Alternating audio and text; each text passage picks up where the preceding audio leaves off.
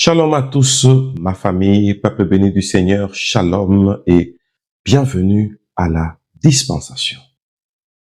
Moi, votre humble serviteur, je vous amène aujourd'hui à notre 11e principe sur 12.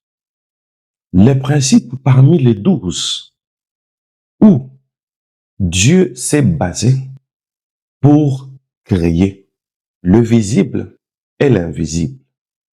Et qu'est-ce qui a poussé Dieu à créer? C'est la destinée.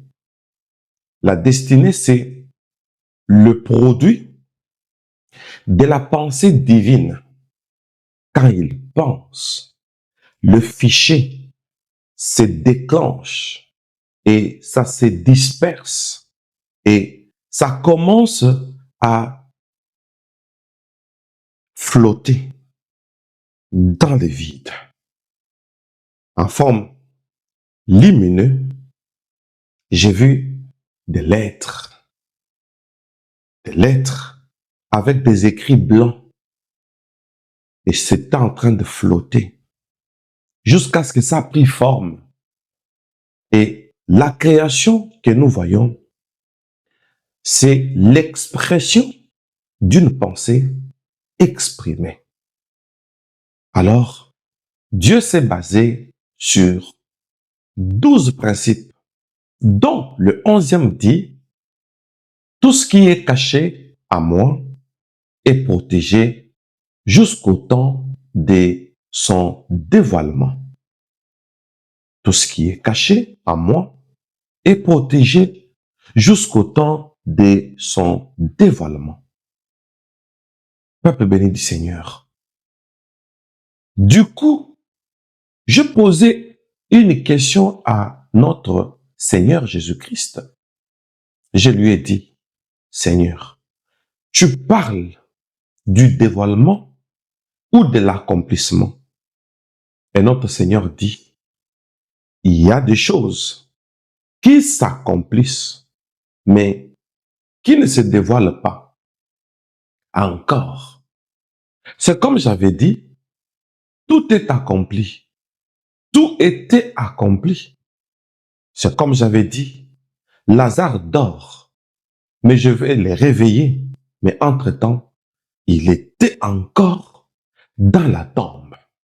Oh mon Dieu. Que le Saint-Esprit nous amène encore plus haut, plus haut, plus haut. Au nom de Jésus-Christ. Alléluia. Peuple béni du Seigneur.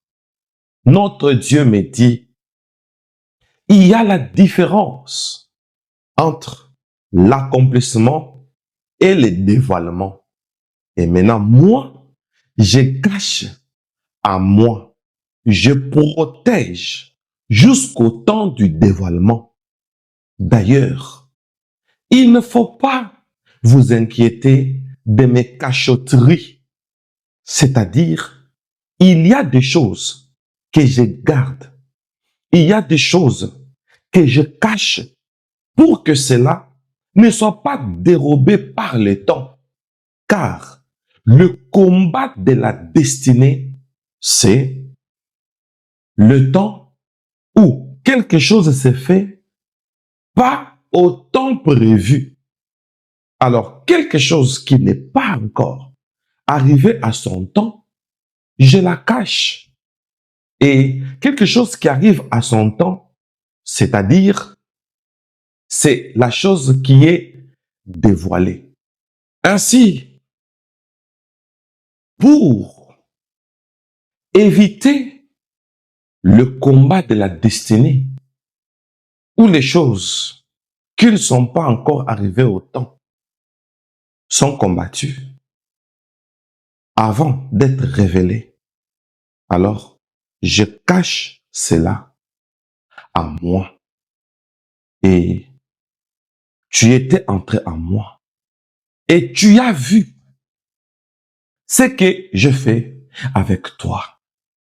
Bien-aimé, du coup, notre Seigneur m'a dit, alors viens et vois, ma famille, étrangement, je me suis vu comment j'allais pour entrer dans le Seigneur.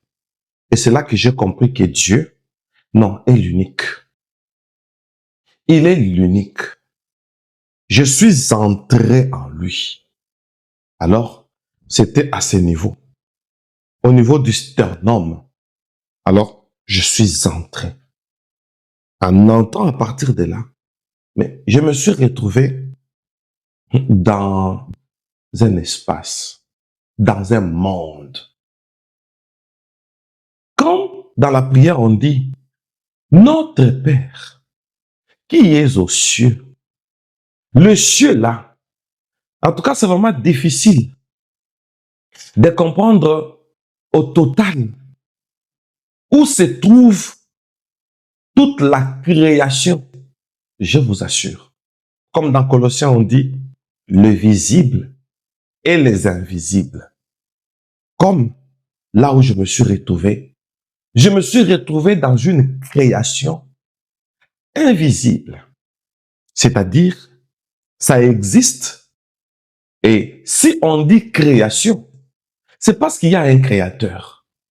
Mais le temps où ça a été créé n'est pas connu. Parce que, comme c'est en lui et que lui est éternel, donc ça existe depuis toujours. Et je me suis retrouvé en lui. Et il continuait à me parler. Hein? Il me dit, tu te retrouves là où se cache la destinée. Ce que je cache pour vous, je le fais pour vous. De sorte que le dévoilement soit à son temps. Ce que j'ai prévu étant une destinée, tant que ce n'est pas encore dévoilé, je le garde ici. Alors je me suis retrouvé là. Devant moi, il y avait une mer, la mer de l'eau, de sources, de grandes sources de l'eau. Et notre Seigneur m'autorise. Il me dit, peu sont arrivés ici. Et je voulais lui poser une question. Tellement que c'était glorieux, je ne pouvais pas parler. La gloire là m'emportait. La présence là m'avait tellement saisi. Je me suis retrouvé dans une dimension où vous sentez l'omnipotence de Dieu. Et permettez-moi de définir l'omnipotence de Dieu. Dieu n'est pas seulement omnipotent, ou Dieu n'est pas omnipotent seulement quand il se bat avec l'ennemi. Non, ce n'est pas seulement dans la guerre. Mais vous sentez que sa présence en tant que chaman s'impose. Vous y arrivez, vous êtes imprégné de sa présence. Une présence imposante. Vous sentez une puissance. Et j'ouvre une petite parenthèse, c'est important. Du coup, j'ai compris que lorsque Lucifer s'est rébellé, on dit, il y eut guerre dans les cieux. Mais la guerre avec quelle arme? Parce que Michael et les anges combattirent contre les dragons. Donc, le combat qui s'était passé là, c'était le combat des vibrations. C'était un combat énergétique. C'était le combat des niveaux. C'est-à-dire, Jésus, Michael, le chef de l'armée céleste, s'est présenté là. Alors, comme c'était une guerre de vibrations, du coup, Michael a utilisé son nom. Michael, ce qui veut dire la droite de Dieu. Alors, comme il est la droite de Dieu, en quelque sorte, il représente la force de Dieu. Alors, cette présence-là, c'est elle que j'ai sentie là-bas. Bien-aimés, nous sommes au ciel. Et au ciel, je me retrouve dans le ciel. Imaginez-vous, là où nous étions, c'était dans les hauteurs. Et là, je me suis retrouvé en Dieu et j'ai vu que c'était encore une hauteur incroyable. Alors, cette présence-là a incarné Michael pour qu'il n'y ait pas bagarre, pour qu'il n'y ait pas une guerre d'affrontement. Donc, l'affrontement direct, ça allait souiller le ciel. Alors, il avait fallu projeter cette énergie sur l'ennemi.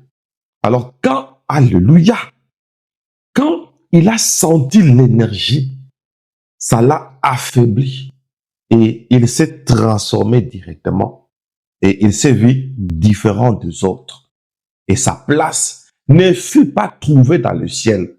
Et le Seigneur me dit, pourquoi? Parce que la catégorie qu'il avait manifestée n'était pas au ciel. Bien-aimé, j'ai compris beaucoup de choses. Et notre Seigneur me dit, ici où tu te trouves, peu ils sont entrés, peu sont arrivés ici. Maintenant, j'étais en train de dire que quand je voulais poser la question, tellement que la gloire était grande, je n'ai pas pu. Mais le Seigneur a trouvé que c'était une question importante que je voulais poser. Il a découvert ma pensée.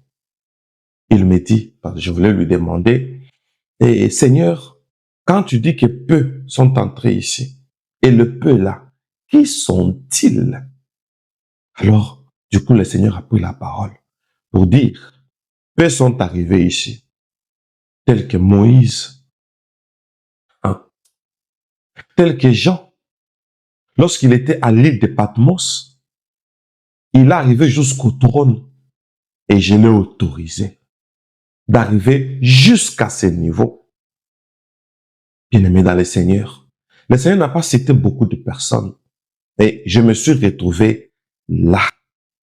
Et il me dit, ceux qui viennent ici sont seulement ceux qui ont des grandes missions. Alors je me suis découvert là. Je vous assure, peuple de Dieu, peuple béni du Seigneur, le Seigneur me dit, voici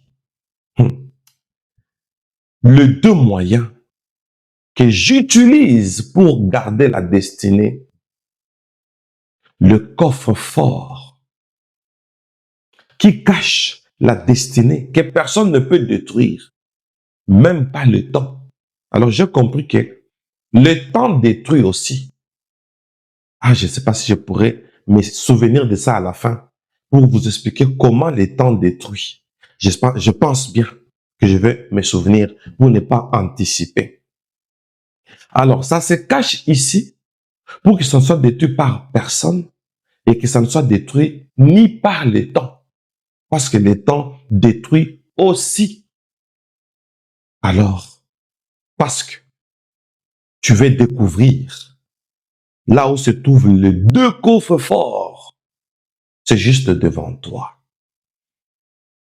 Et j'ai regardé la mer, une mer dorée, je vous dis, comme l'or. Mais maintenant, la mer, je vous assure. Alors, il me dit, tu vas passer par là.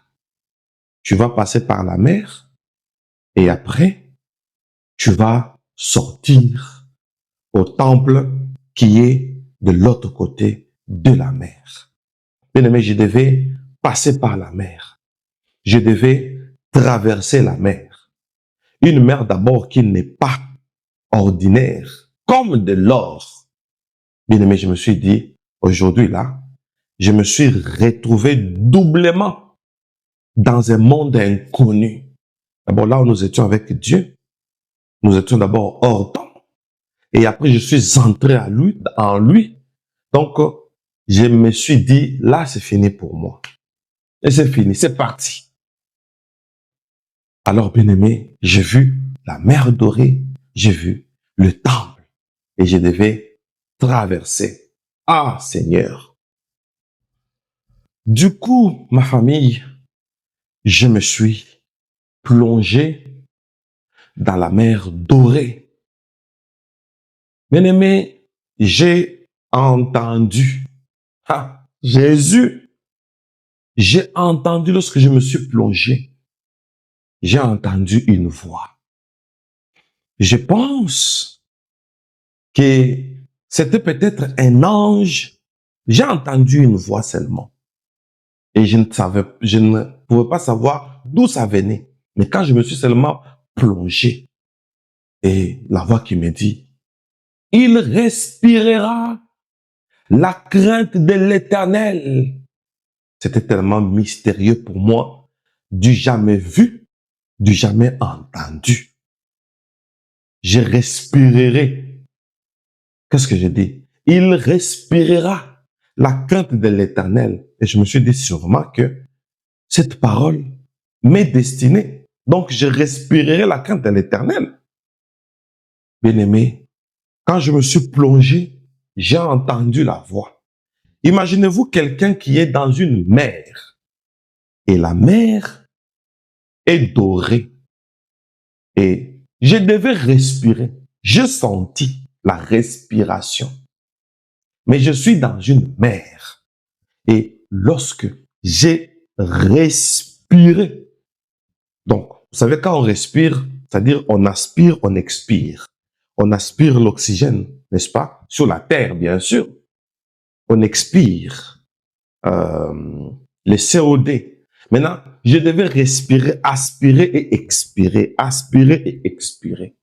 Alors, quand j'aspire, la mer est entrée dans mes narines.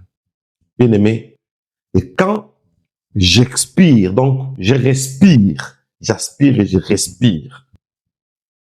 Bien aimé, quand je renvoie ce que j'ai aspiré, en renvoyant, je vois que je me retrouve encore dans un monde. Ah, bien aimé, dans ce monde-là, j'ai vu quelques prophètes du temps de la fin. Et là, bon, le prophète était aussi parti comme moi, pas pour y rester. Bien aimé, une vision. Donc, par la respiration. Et je renvoie ce que j'ai aspiré. Quand je renvoie, je me rends compte que ce n'était plus une mer. J'étais dans la mer, dorée, mais j'ai vu des coffres forts. Ah, ma famille, des coffres forts. C'était en forme des caisses, des grandes caisses. Bon, quand je dis grand, c'est au langage du ciel maintenant. Comme quand, pour Dieu, quand on dit un, c'est 1000. Donc quand je dis grand, c'est-à-dire c'est grand. De grandes caisses. Ah. Maintenant, pour qu'on comprenne combien cette mer était grande, et je peux dire peut-être infinie, j'entends la voix du Seigneur. Là, je suis dans le Seigneur. Non, j'ai compris, vivre dans le Seigneur, ce n'est pas une blague. Nous pensons que ce sont des termes métaphoriques, alors que ce sont des termes réels, vrais. Non, la vie chrétienne doit se vivre. La vie chrétienne est réelle. Alors, une deuxième voix qui me dit, quand on m'a dit, il respirera la crainte de l'Éternel. Et du coup, j'ai senti que je devais respirer. Et quand je respire, j'aspire et je respire, et une vision s'est ouverte. Et j'ai vu, j'ai entendu des grandes caisses, des caisses lumineuses. Et après, sur ces caisses, c'était comme des caisses Des caisses, mais en forme enflammée. Ce n'était pas matériel. Ah. Comprenez mon émotion. Il y avait des noms. Et notre Seigneur me dit, votre nombre, c'est le nombre de ces caisses. Là où je garde la destinée de chacun. Donc, notre nombre sur la terre. Voilà pourquoi j'ai dit, cette mer était infinie. Notre nombre, c'est le nombre des caisses. Je voudrais dire à quelqu'un avant de continuer, parce que j'ai beaucoup à dire. Ta destinée, c'est impossible qu'on la combatte. Ce que nous remarquons, ainsi dit l'Éternel, je vais vous le dire tantôt là, ce que nous remarquons, je vous dis, c'est la peur. Ce que nous remarquons sur la terre, ce n'est que la peur. Je vais vous le dire. Sur chaque caisse, il y avait d'autres, une partie, parce que c'était comme deux parties, des catégories. Une première catégorie de caisses lumineuses avait des noms écrits. D'autres avaient des symboles. Alors, là, donc, je peux dire la création, le monde, non, les humains, parlons des humains, parce que c'était les noms des humains et des symboles. Il existe deux catégories des humains. C'est ce que j'ai découvert dans la mer dorée. Il existe deux catégories. La première catégorie, ceux-là qui craignent le Seigneur au sens du mot. Bien-aimés, là, ce sont leurs noms qui apparaissent sur des caisses. Il y a une destinée spécifique pour ceux-là qui craignent Dieu. Alors, la crainte de Dieu donne un nom. Une autre catégorie, sur ces caisses, je vis des symboles à la place des noms.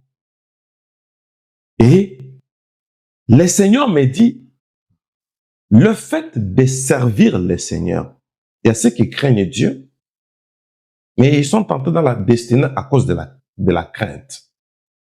Mais il y a d'autres qui ne se limitent pas à la crainte, mais ils craignent Dieu pour devenir de vases d'honneur, utiles à toute bonne œuvre. Alors ceux qui servent Dieu quittent maintenant de noms ordinaires parce que le nom, c'est un profil, c'est l'appellation. Tandis que le symbole, là, c'est l'emblème. Ceux qui servent l'Éternel ont atteint la dimension emblématique. C'est-à-dire, même au ciel, tu représentes ce que tu fais. Ou ce que tu fais te représente. Je vous assure. Alors, c'était emblématique. Et il me dit, c'est ça ta catégorie de ceux qui me servent. Ici, je garde ton emblème. Les autres, je garde leur nom. Jésus, j'adore Jésus. Ma famille. Alléluia. Ça, c'est un sourire d'émotion et de joie. Je risque de couler les larmes, mais en souriant. Bien-aimé dans le Seigneur, c'est là le coffre-fort. Ce n'est que le premier coffre-fort de Dieu. Il faut d'abord arriver à la dimension où nous étions. Et à cette dimension, il faut voir Dieu. Et là, j'ai vu Jésus. Jésus est Dieu. Non, de toutes les facettes, j'ai vu la divinité de Jésus comme ça. Jésus est Dieu, je vous assure. Alors, vous entrez en Jésus et Là où nous sommes entrés, à ce niveau, et en entrant, notre Seigneur me dit, tu es entré dans mon cœur. C'est dans mon cœur qu'il y a la mer dorée que tu as vue et que tu as respiré. Pourquoi tu as respiré cette mer? La mer dorée. D'abord, la mer qui symbolise l'épuration et l'or qui symbolise la divinité. Donc, la crainte de l'Éternel sera pour toi comme quelqu'un qui respire. Sans la respiration, on est étouffé. Sans la crainte de l'Éternel, on est étouffé. C'est le niveau que je t'amène. Bien-aimé, j'adore Jésus parce que je suis arrivé là où peu sont arrivés. Au niveau où la crainte de l'Éternel devient une respiration. Sans zèle, on se sent malade. On se sent incomplet, c'est-à-dire la crainte de l'Éternel. Bien-aimé, pour continuer, je me suis rendu compte que il y avait de noms pour les uns, les emblèmes pour les autres. D'ailleurs, bientôt, là, je vais vous parler de la Jérusalem céleste. Juste après les 12e principes. C'est là qu'on va voir que ce témoignage s'ensuit, je vous dis. Alors, du coup, ça s'est ouvert. J'ai dit, les caisses là, ça s'est ouvert. Donc, Dieu a caché toujours. Regardez comment c'est loin ta destinée, ma destinée, notre destinée. C'est tellement loin. Alors, les caisses là, en forme lumineuse, oui, en forme lumineuse, elles se sont ouvertes et je devais regarder. Alors, je me suis rendu compte que, oh Lord, alléluia, que Dieu m'aide à supporter cette onction. Elle me fait bouger. Alors, je me suis rendu compte que là-bas, je ne marchais plus, mais je me déplaçais, tout simplement. S'il faut monter, je monte. S'il faut descendre, je descends. J'avançais. Je me déplaçais comme ça. Donc, je mouvais. Oh Jésus. Alors, ça m'a soulevé. Et j'ai regardé dans des caisses. Je voyais je peux appeler ça des formes. De formes, d'états de formes. Permettez-moi de faire un peu la tautologie. Des tas de formes en forme de l'or. Et c'était comme des lumières. Mais quand je regarde bien dans la lumière là, l'image de l'or, mais c'était des grains. Le grain, il dit, c'est ça la destinée. La destinée, c'est pas ce que vous pensez. La destinée, c'est le grain. Le grain, c'est le germe. Ce qui arrive sur la terre, c'est juste ce qui sort de toutes ces caisses, toutes ces caisses. Et ça se sème sur la terre. Et c'est ce que vous voyez. La vie sur la terre, l'existence dans l'univers, c'est juste une sémence. Et voilà, la destinée, c'est la sémence. Alors, vous pouvez abîmer votre destinée. Quoique, ce que j'ai prévu pour vous, caché même pour vous. Et en attendant le temps pour que cela se dévoile. Pourquoi le dévoilement? C'est ici que tu vas comprendre. Parce que ce n'est que le grain. Alors, quand ça va sur la terre, Maintenant, c'est après la sémence qu'on va se rendre compte que c'était l'haricot, c'était le blé. C'est quand ça va bourgeonner. Tout ceci, c'est pour dire que vous ne vous connaissez pas encore. Alors, le fait de se connaître, c'est le fait de se dévoiler. Et c'est le temps qui va vous témoigner pour que vous puissiez vous découvrir. Ah, ma famille, c'était plus fort que moi. Alors, j'ai découvert le secret de la destinée. La destinée peut être abîmée, peut être corrompue, peut être détruite lorsque vous, en tant que grain, en tant que valeur, comme il est écrit, vous avez du prix à mes yeux. J'ai compris cela. Vous avez du prix à mes yeux. Et j'ai compris. Ma famille, en tant que des grains, des valeurs, si nous nous retrouvons, c'est ça la destinée, dans un endroit qui ne permet pas à ces grains, d'après sa qualité, d'après son essence, c'est-à-dire ce que ça est réellement, ça reflète quelque chose que je vais vous citer tout de suite. Ces grains vont s'étouffer. Attention, il est lumineux. Attention, il est doré. La lumière et l'or. C'est là que se cache la destinée, ma famille.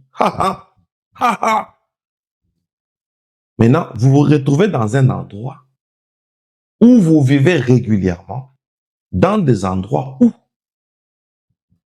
il n'y a pas la présence de Dieu. C'est ça, l'or. Il n'y a pas la parole de Dieu, la vérité. C'est ça, la lumière. La destinée s'étouffe. Et quelques-uns ont détruit leur destinée en l'étouffant. Pourtant, le grain était meilleur. Lorsque j'étais en chair et je parlais d'un semeur qui a sémé, que pensiez-vous? Mais c'était la parabole de ce que tu es en train de vivre maintenant.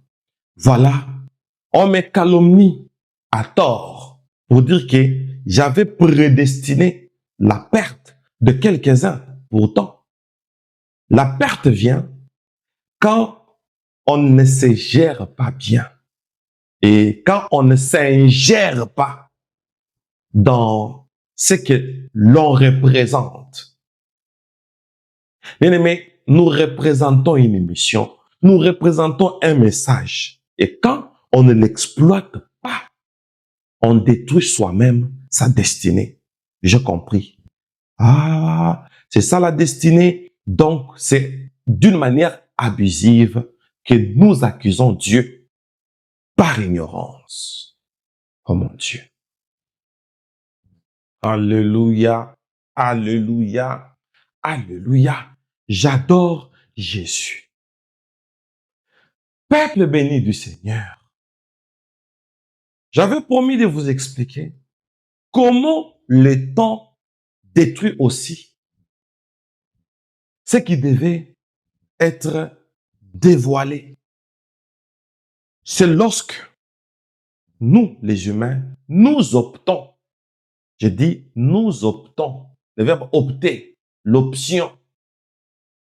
Un domaine qui n'est pas le nôtre. Là, on ne va pas se dévoiler. On ne va pas se dévoiler. Et le Seigneur me dit, tu connais l'histoire de Joseph? Et là, j'ai pu parler. J'ai dit oui. C'est tout ce que j'ai dit là-bas. Oui. Alors, pendant que le Seigneur parlait, Moi, je voyais Joseph et il continue.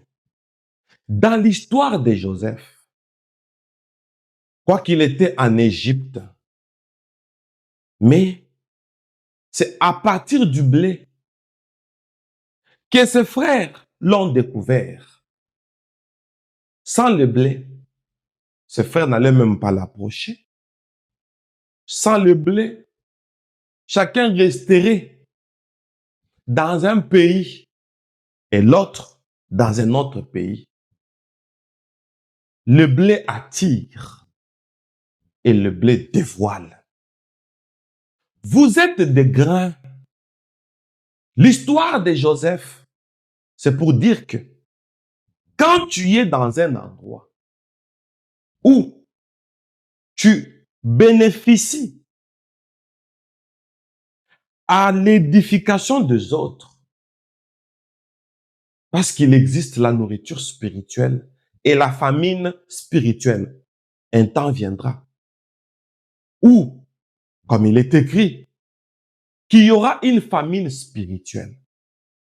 Et moi, je dois envoyer les gens aller à la source. On se dévoile quand on présente le blé. Et c'est là que l'accomplissement, c'est ça les temps. L'accomplissement fait que Joseph soit dévoilé. Ses rêves se sont dévoilés. Ses 11 frères se sont agenouillés. C'est dans les services rendus qu'on se dévoile. Je me suis dit, mais ça, c'est tout un séminaire. Oh mon Dieu. Oh mon Dieu. Alors, le temps détruit la destinée. Lorsque vous vous retrouvez dans un endroit qui ne vous permet pas de vous dévoiler, vous êtes le grain. Ah, le Seigneur me dit, si j'ai créé Adam, c'était pour cultiver le sol. Adam haït Caïn et Abel. Caïn a tué Abel. Caïn était un cultivateur. Abel était un berger. Un meurtrier protégé. Pas à cause de son nom, mais à cause de son service. Il a eu l'onction de service. Pour que plus tard, après sa repentance, qu'il soit pardonné, mais au nom du service, il a reçu une marque de ma part. C'était un semeur. C'était un cultivateur. C'est une prophétie et c'est une dispensation. C'est-à-dire, c'est lui qui travaille dans l'œuvre, qui nourrit les autres, il devient emblématique. Caïn était l'emblème de ce qu'il faisait. Il a reçu l'onction emblématique, un cultivateur. Adam vieillissait déjà à cause de son péché et à cause de son âge. Raison pour laquelle la première cible après Adam, c'était Caïn. Qui pouvait y croire? Et là, nous étions devant des coffres et autres. Ça s'est ouvert, comme je vous ai dit. Alors, notre Seigneur me dit, viens et vois. J'ai dit, qu'est-ce que je verrai encore?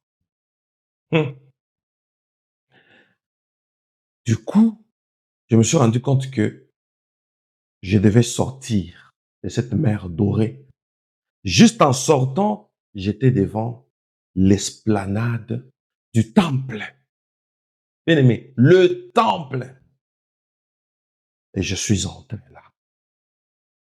il y avait une porte ouverte, toujours. Je suis entré dedans.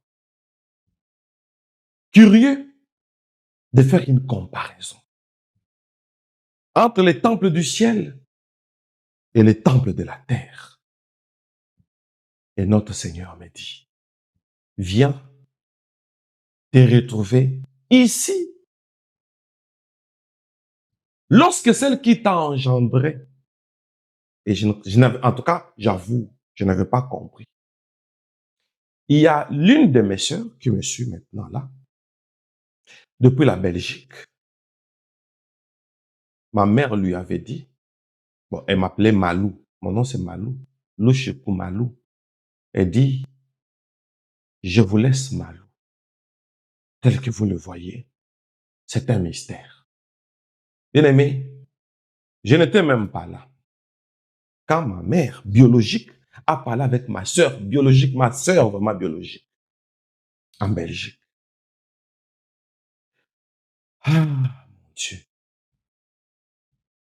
Je salue ma sœur Madeleine, qui me suit, Mado, qui me suit depuis la Belgique.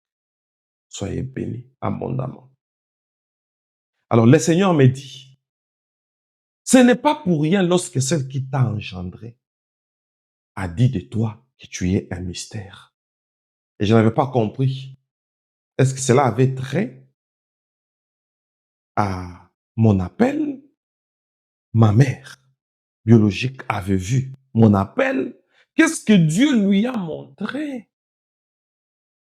C'est comme la Bible dit que Marie gardait toujours à cœur tout ce qu'elle connaissait sur Jésus.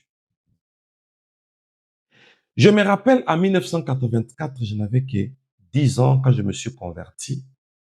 Et ma mère me disait, mon fils Malou,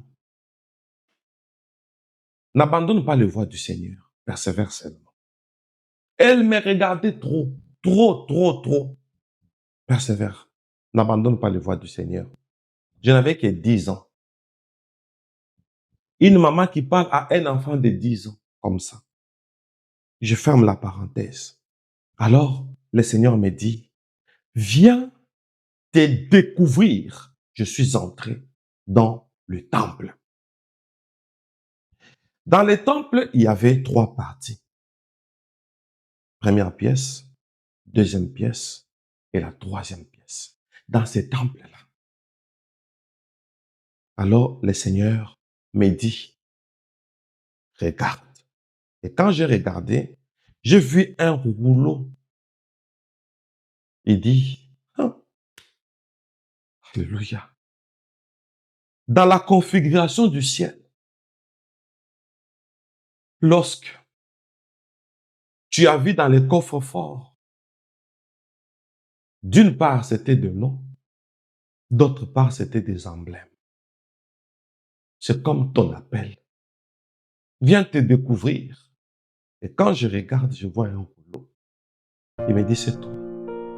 Tu es un rouleau.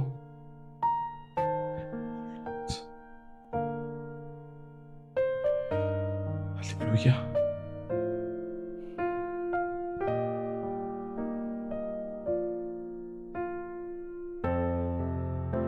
Tu vas briser cette sceau de ton vivant sur la terre.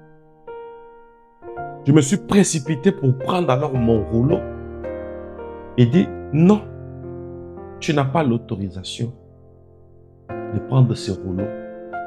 Mais voici les 7 sceaux que tu dois briser sur la terre. Alors, le rouleau s'est ouvert. Bien aimé, j'ai vu 7 emblèmes parce que je suis emblématique. Alors, j'ai vu l'image d'un œil,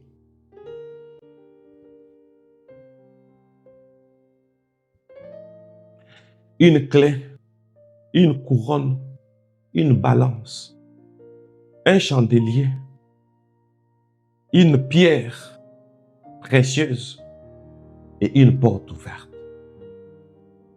On me dit, c'est ce que tu feras sur la terre. Avant de t'expliquer, bien-aimé, notre Seigneur m'a dit, ton verset clé, c'est Apocalypse 3, 7 à 8. Apocalypse 3, 7 à 8. Je vais lire rapidement. Apocalypse 3, verset 7 à 8, mon verset clé. C'est là où se cache mon emblème. C'était tellement caché. Très loin. Écrit à l'ange de l'église de Philadelphie. Voici ce que dit le saint, le véritable. C'est lui qui a la clé de David. C'est lui qui ouvre et personne ne fermera. C'est lui qui ferme et personne n'ouvrira. Je connais tes œuvres. Voici parce que tu as peu de puissance et que tu as gardé ma parole et que tu n'as pas renié mon nom.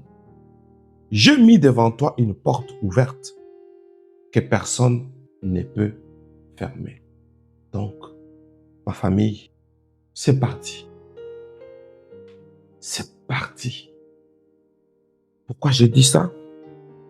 Parce que Dieu a trouvé que j'avais peu de puissance et mon intelligence fut restaurée.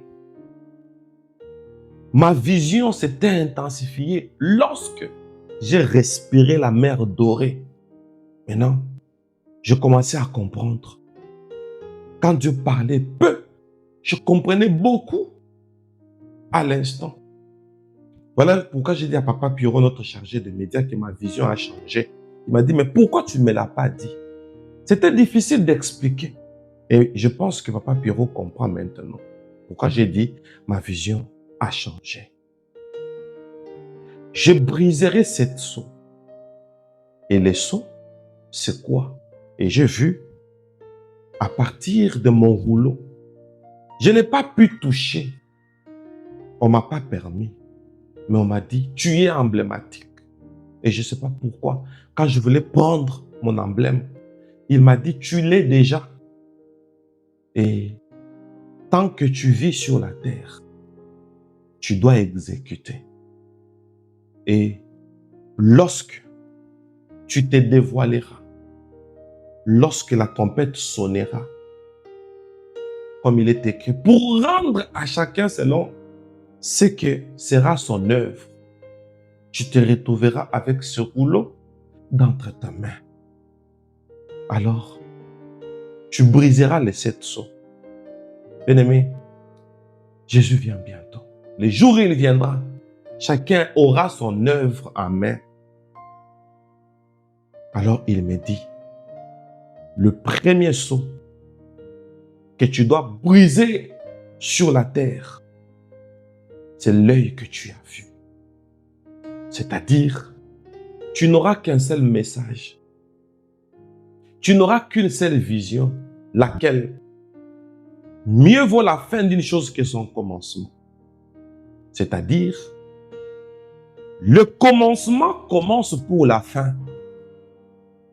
Ta fin, c'est faire entrer, comme je te l'avais dit en 1984, beaucoup d'âmes perdues, mais verront et viendront au ciel, viendront ici à partir de ta bouche. Alors, tu n'as qu'une seule vision, c'est l'œil qui est sur ton rouleau. Alléluia. La seule vision que tu as, c'est de faire entrer les gens. Des milliers de personnes au ciel. Voilà pourquoi je t'avais donné les tiers du monde. Et parce que vous étiez à 3. Et le 2 là, je ne sais pas. Parce que vous étiez à 3. Et 2 ont lâché. Je te donne le monde. Voilà pourquoi j'ai toujours dit que j'ai des choses que je n'arrive pas à dire trop tôt. Mais je vais vous les dire progressivement. Alors je te donne une seule vision. c'est l'œil que tu vois. C'est de faire entrer des milliers à partir de cette porte. Alors, la clé que je te donne, c'est la clé de David. Je crois qu'elle a été mystifiée. La clé, c'est pour entrer dans la maison de David. Comme Bartimée a invoqué Jésus, le fils de David. Or, quand on m'appelle fils de David, oui, je suis entré dans la généalogie de David pour prendre la clé et la donner à Pierre pour donner ça à l'église. Ainsi, le deuxième sceau que tu vas briser, c'est le message de David. Il n'y a qu'un seul message de David. L'homme selon mon cœur. Voilà pourquoi David était arrivé ici. Quand je l'appelle l'homme selon mon cœur, c'est parce qu'il est arrivé ici en entrant par mon cœur. Automatiquement, je deviens aussi l'homme selon mon cœur. Parce que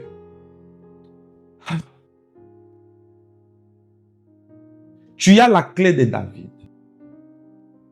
David a accompli toutes mes volontés. Ce n'est pas l'œuvre.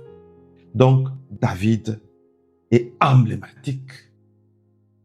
Et tu dois détailler la clé de David. Troisièmement, tu dois briser le troisième sceau. C'est la couronne. Cette couronne symbolise ton appel. On ne t'a pas encore découvert. Tu parleras de la justice. C'est la balance que tu vois. Et pour parler de la justice, je t'ai amené au temple pour que tu joues le rôle d'un sacrificateur en parlant de... Je suis sous émotion. Que le Saint-Esprit me fortifie jusqu'à la fin. En parlant du chandelier, et voici la pierre précieuse qui symbolise les talents célestes. Tu dois donner le goût du ciel au milieu et la porte t'est ouverte pour dire que je te donne l'obédience et la crédibilité de faire entrer des milliers ici, par cette porte, pour qu'ils arrivent au ciel. Bien-aimé, quand seulement j'ai entendu ciel, du coup, je me suis retrouvé devant le Seigneur. Et il me regardait. Je l'ai regardé. Bien-aimé, j'étais rempli d'émotions. Voilà la 11e clé. Tout ce qui est caché en moi est protégé jusqu'au temps de son dévoilement. Le temps est un ennemi lorsque on se retrouve dans un endroit où on ne permet pas notre grain de nous faire dévoiler. Le temps est un ennemi parce que beaucoup changent avec le temps et ils s'abusent. Le temps devient un ennemi. Pourtant, ce n'était qu'un serviteur. Mais c'est vous qui vous fatiguez de mes cachotteries. Regarde ce que je fais dans le temps. Il arrive parfois où certaines circonstances peuvent arriver, où certaines personnes se retrouvent sans valeur. C'est une cachotterie. Où je ne voudrais pas que cette personne ou ces personnes soient remarquées. Et c'est ce qui t'était arrivé dans ton passé. De peur que ce qui était en toi, ce qui est en toi plutôt, ne soit pas détruit avec le temps. Je suis votre humble serviteur, le prophète Moïse Louchikou Malou, le dispensateur du temps de la fin, l'homme au cœur des bergers. Voilà pourquoi on m'appelle Pemel. Bien-aimé, likons, s'il vous plaît. En likant, tu vas sauver même une âme. Tu deviendras emblématique pour ce service. Merci pour ceux qui se sont déjà abonnés. Si vous n'êtes pas abonné, abonnez-vous. La suite est longue. Ici, dans Sion Live, c'est une chaîne spéciale, rien que pour des choses pareilles. Parce que j'ai beaucoup de choses à vous dire. Je vous dis, je vous assure. Bien-aimés, partageons. Abonnons-nous. Likons, abonnons-nous, partageons et soutenons cette œuvre. Que Dieu vous bénisse. Et je vous dis à suivre. Bye bye.